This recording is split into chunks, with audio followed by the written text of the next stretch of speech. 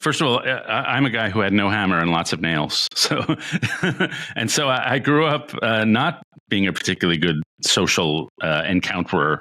I grew up emotionally diffident, and I spent much of my adulthood as sort of a practiced escape artist. If you had shared me with a vulnerability 20 years ago, I would have just stared at my feet and had an appointment with my dry cleaner. And one quick story symbolizes for what I was, I think, before I've tried to make some progress. I love baseball, big Mets fan, and I've been to 1,000 games, and I never had caught a foul ball.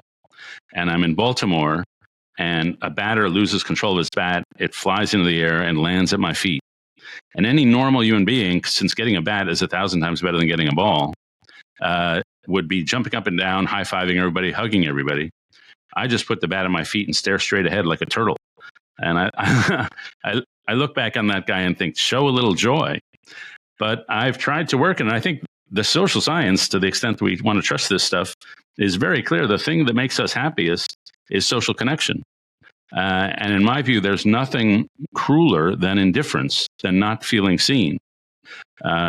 Ralph Ellison's famous opening to Invisible Man is that people look at me and they see everything but me. They see their stereotypes, they see their imagination, they see the background behind me, but they don't see me. And when you feel invisible and unseen, you regard it as an injustice and you lash out. And Ellison gets at this. He says, I want to prove that I exist, and I try to lash out with my fists. And it's rarely successful. So the first point I would make is the sense of feeling invisible is an absolutely crushing sense. Human beings need recognition as much as they need food and water.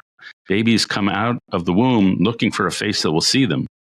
And if you've probably seen on YouTube these still face experiments, where they tell mom not to respond to their baby's bids for recognition.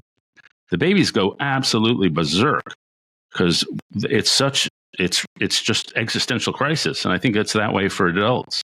And so I think a lot of the anger and pain in our society is caused by people who feel unseen, whether it's blacks feeling that whites don't understand them, rural people feeling coastal elites don't get them, young people who feel that nobody gets them, husband and wives in broken marriages who think the other person has no clue. So my first bit of evidence would be negative, that if you're unseen, it's just devastating. And so it's just very important to see the people around you. And second, on the more positive side, I can tell you, having spent the last 4 years tell me about the time somebody really got you. People describe with glowing eyes those moments when they felt seen, heard, and understood.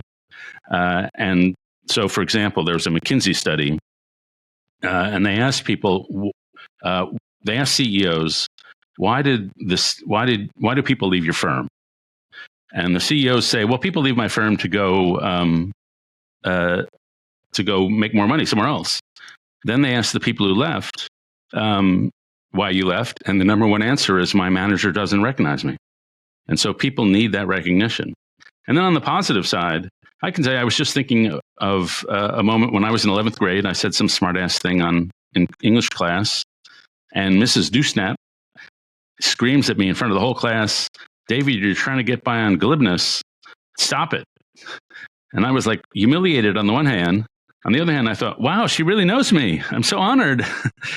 So those moments when somebody gets you and sees who you are, even in your weaknesses, those are just profound life-shaping moments. And I do think the act of seeing another person is a generous act. Simone Weil say, attention is the ultimate form of generosity.